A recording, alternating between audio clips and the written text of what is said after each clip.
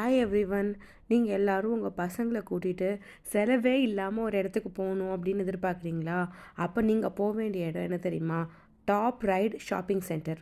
அங்கே தான் இந்த டைனோசரோட ஃபுல் லைக் ஜுராசிக் கிரியேச்சர்ஸ் அப்படின்னு சொல்லிட்டு கிரவுண்ட் ஃப்ளோர்லேருந்து செகண்ட் ஃப்ளோர் வரைக்கும் உங்களுக்கு நிறைய விதவிதமான டைனோசர்ஸ் வச்சுருக்காங்க.